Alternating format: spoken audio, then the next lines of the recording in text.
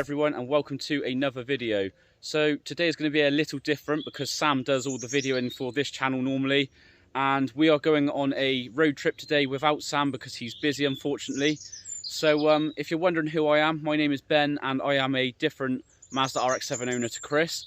I do have my own YouTube channel called BJL Automotive if you guys want to check that out, but Sam is planning on getting some of my Rx7 footage for this channel as well at some point. It's just trying to find the time to do it all. But anyway, it's not about my RX-7 today, it's all about Chris's RX-7. So if any of you guys have been following Chris's build so far, you will see that he's had an enormous amount of issues with the engine before it's gone bang. And it's now currently in a specialist, all being built up, and that's where we're going today to go and take a load of parts. So for you guys that don't know anything about it, Chris's engine all started going wrong when it was built by a previous specialist, and he did get done over quite a bit, to be honest. It was a real shame when we got the engine split apart by this new specialist, and we found an enormous amount of problems. So there was no genuine water seals put in the car. We found out that his turbo was swapped out for a different one which we knew nothing about, so it was really bang out of order with what happened to him. So what's been happening over the months is Chris has been building his money up bit by bit, and we have now got to the stage where the engine's fully built. All the internals have been uprated, so it's got all uprated water seals. All the tips have been uprated. I believe 2 housings and 1 plate was replaced. He's had all the porting done and an extra port added, which is called a half bridge port. So yeah, it's pretty exciting for us to go up today with all the extra parts, like all the fuel inside of stuff. His turbo's been fully reconditioned. Yeah, I'll go over more of the details when we get there. So yeah, I'm just waiting for Chris and Steve to arrive now, and we're going to hop into the car, drive for about an hour and a half, and yeah, we're going to go and see exactly how far Chris from this new specialist has got.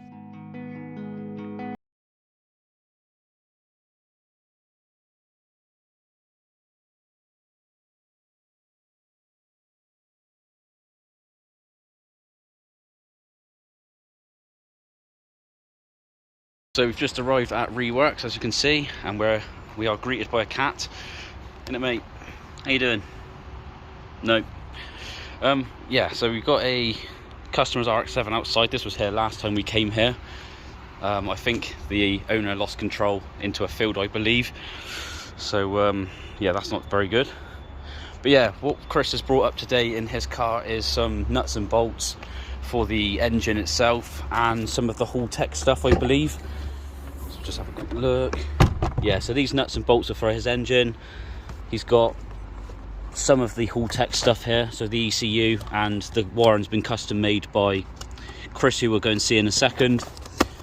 But yeah, everything else was brought up last weekend, I believe. So yeah, let's go inside the workshop and have a look what's going on.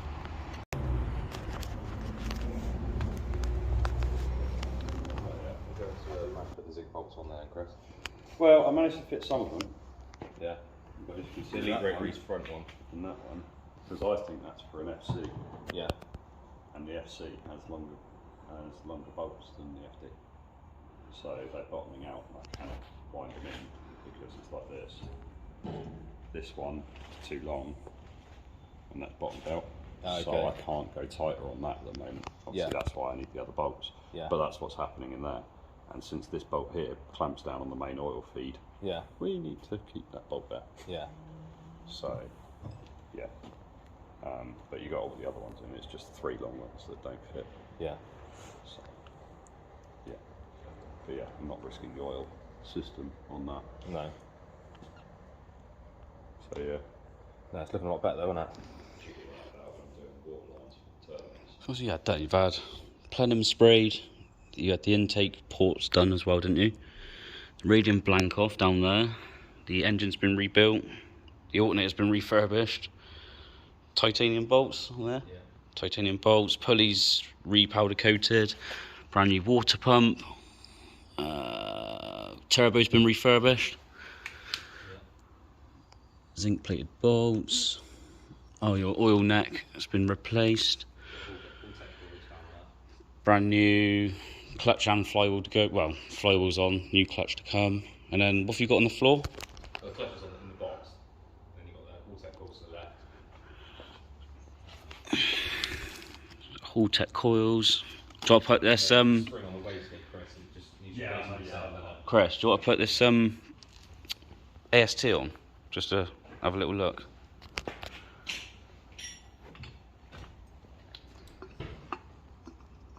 Fucking that goes well with the black, doesn't it, to be fair? Yeah. That's all I wanted, everything black apart from these two. That looks smart. Looks really nice. Oh yeah, you got your turbo blanket as well to go on as well at some point. Yeah. And then we've got the radium stuff. So that's going to be secondary rail and the custom lines, which is in this box over here. So custom fuel lines.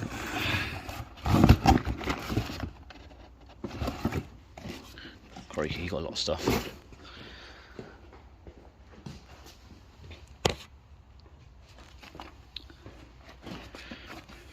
Funk Motorsport turbo blanket, HPS coolant hoses. Yeah, it looks better than that, I think. The black. So that's your Hall-Tech coils, is it? I don't think it looks bad with the red. So a differ in here between the red and the black HT leads.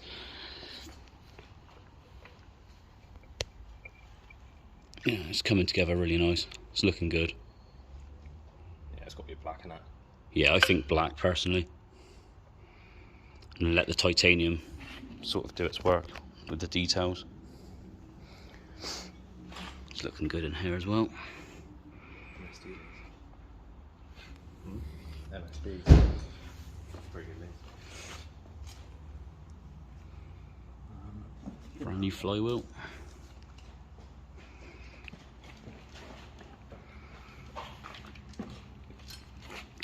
Oh yeah, you've had all your manifold. It's like Zycro coated. Yeah. New wastegate. Turbo Smart wastegate. Screamer pipe. So all new gaskets going on. New Hall-Tech coils. So that's all from Atkins Rotary, innit? All these gaskets and stuff. Yeah, genuine stuff. It's all got to come on. Then the rest of it is, like I said, when everything goes in the car, is SAS looking at all. Oh, there's your downpipe over here. Someone else's engine, but that's your downpipe. Yeah. That's all been wrapped as well. You've done all that in the unit. And hopefully with It's looking good. titanium intakes. I don't know how we're going to go about that. As I said, if we mock something up, and then I'll have to send it to SAS or just Some zinc plated bolts. some messaging.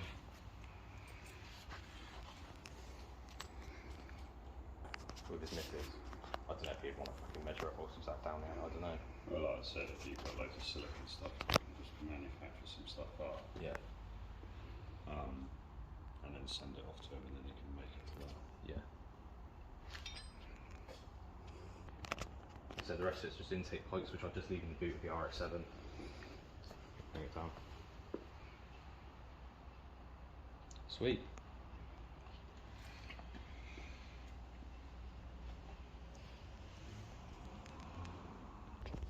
Yeah.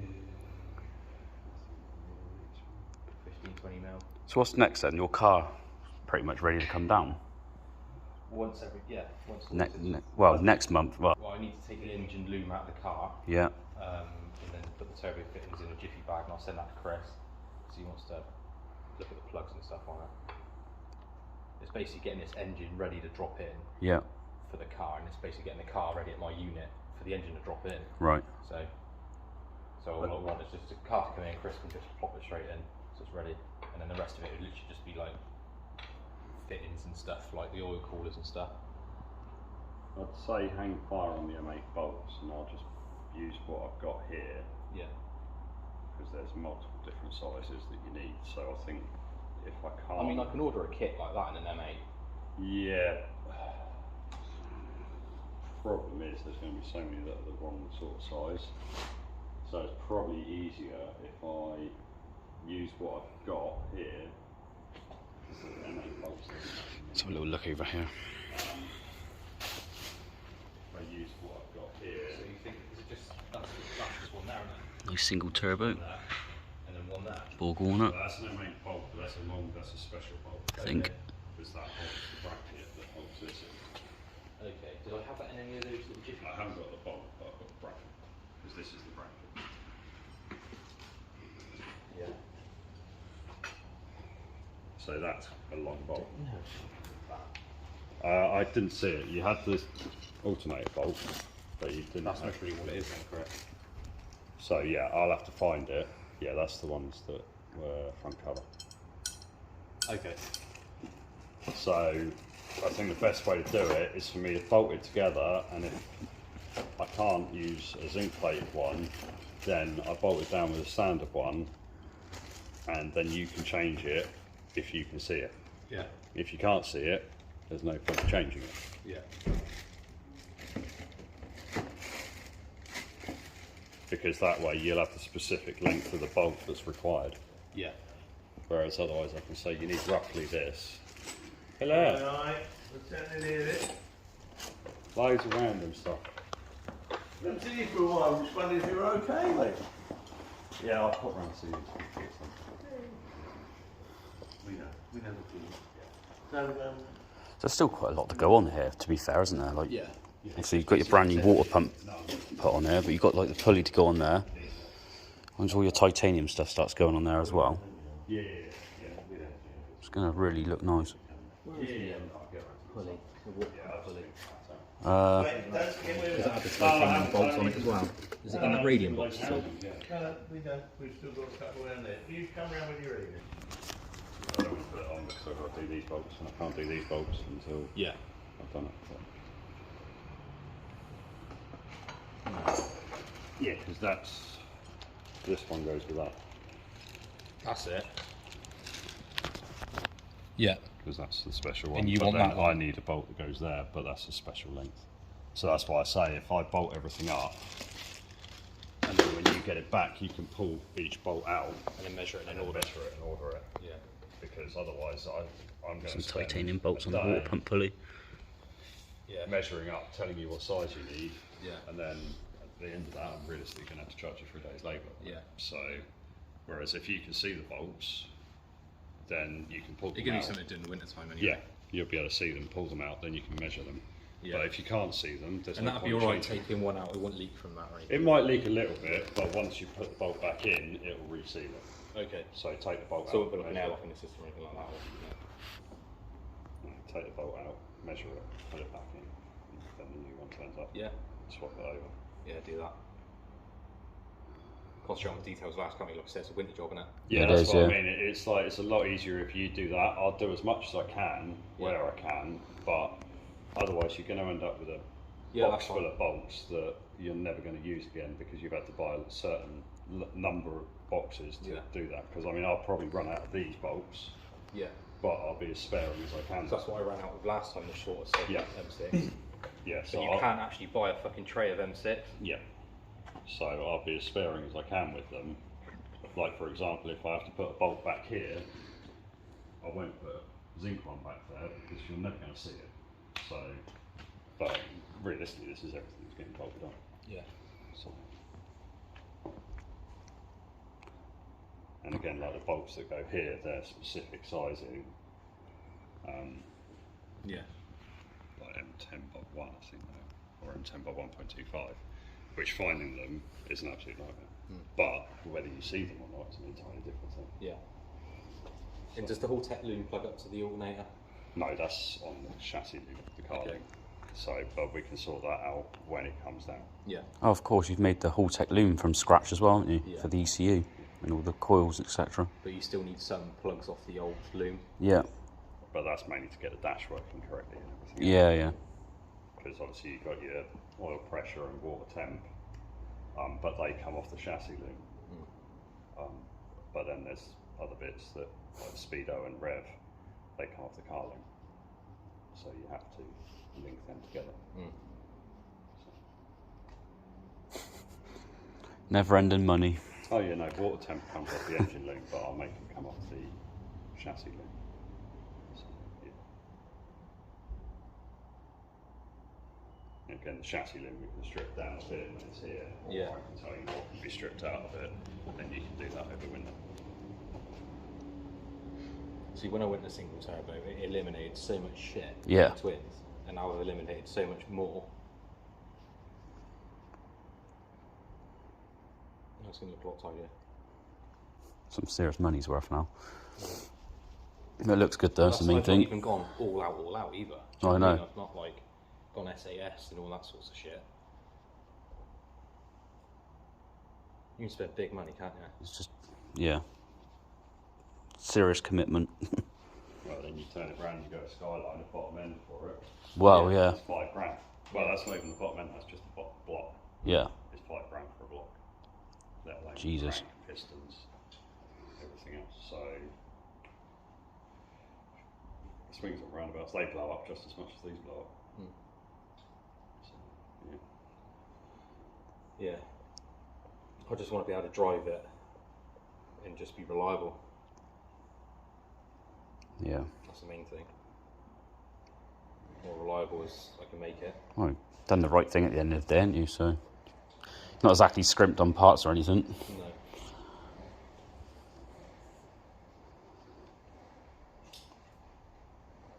Christ, that's been just over a year now, hasn't it? Just to get to this stage. It's Yeah. how I don't long. know what It's how long it takes just to. Yeah. Because it was struggling to start, wasn't it? And we ended That, up well, that's where doing the an issue 83. started. Yeah, it was struggling to start, and I just put it down to the map because it was running. It was smoky as fuck. And then we went to Avebury for a drink, and then we got back, and then I went to start it again, and it wouldn't start. So I took the plugs out to the fuel pump relay out, cranked it over, and then it started. And then we come back down the next day, and it would not fucking start at No. all, even when we done that. That's when you. process. And we took the plugs out. Yeah, because we thought the Down, plugs might cranked be a it, bit and coked the up. coolant was spitting out the plugs. Yeah, that's it. That's pretty much the start of this journey. Yeah. But in a Strip way, the like engine I said, down, I'm found all glad- the horror stuff. Yeah, I'm glad Chris has done it, to be fair, so I know I've got a bit of confidence in the car now, you know. Yeah. But I've got a previous, when I bought the car, I got a previous receipt from you, from the engine. And I'm pretty sure when I had that engine, I think that was rebuilt by you, and that turnkey fucking went every fucking time I started it. And then it got into hands, and then that's when it fucking all went tits. Struggling to start, he was like, it's your battery, it's your starter motor. You know, you just kept complaining on other stuff. Do it right once, you know what I mean? Just do it hopefully it lasts once. forever. Yeah. Thing is, it's a lot of the time, no matter what it is, how you treat your stuff as well. It was that Do you know car what I on mean? service day when he was that white with that silver FD, a stock one. Yeah. And he'd done like 80,000 or 90,000 miles on it. Yeah. Never had a rebuild or something, 20 years. I'm surprised yours isn't going to fucking bang, yeah. I know. Yours is a good engine. Still starts on the key, doesn't it? I haven't had that rebuilt since 2010. I don't know the guy's name because Keith's good mates with me. He had a red Rx7. He used to build like rotary planes or something like that. Yeah. Just like that, it's dead. Can't remember his name. Is that the gold wheels? Red one gold wheels? Yeah, he's quite a tall chap, blonde hair, sort of. Yeah. Really nice chap. He died for. Bloody hell, I didn't know that. That's it. It might have been more recent, I can't remember. But yeah, him and Keith rebuilt my engine. There's quite a few teething issues to start off with. That's when my cousin owned it before me. Keith sorted all of it out, and then I bought it and had no issues apart from the fuel pump. Kept like fuel cutting, Yeah. and then Keith changed that, and I've had no issues since apart from the ECU at one point. Yeah, because you had an Apex, didn't you? And you had like hunting. Yeah, that's why I had to rip it out. The car was hunting really bad. It was just literally eating through fuel. Yeah. And I think I spent about 20 quid every 2 days in it, just going up the road to work. And it turned out it was the ECU. We changed loads of other stuff in the engine first, Yeah. but it was the ECU was packed up, so he ripped all that out. So what are you going to do with the Vortec ECU then, Chris? This one, just try to get it running on it. Yeah. And then he gets it mapped once he's run the engine in. There you go. Get it started, get it running. Yeah. Make sure everything works and then give it back to him. And that SC's a customer's car, is it? That white one? Yeah. Yeah, they're all customers' cars, aren't You going to rebuild the RX2? they? No, that's already been rebuilt. Yeah. Yeah, he did that himself. Main storage.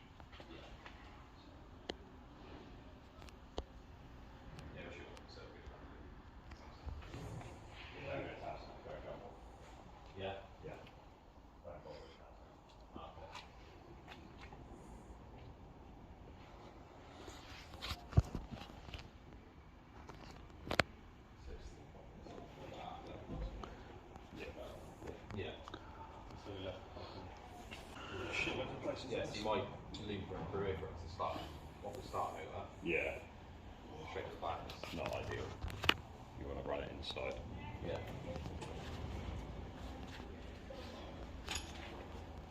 Doing that later. Doing that later. No, I won't do that. I'll rip the engine loom out Yeah, sorry, that's what in the I'll take it work with me on Monday. I'll send it. I'll get them to pay for it. Huh? Get them to pay for it. Yeah. That's what we do. FedEx.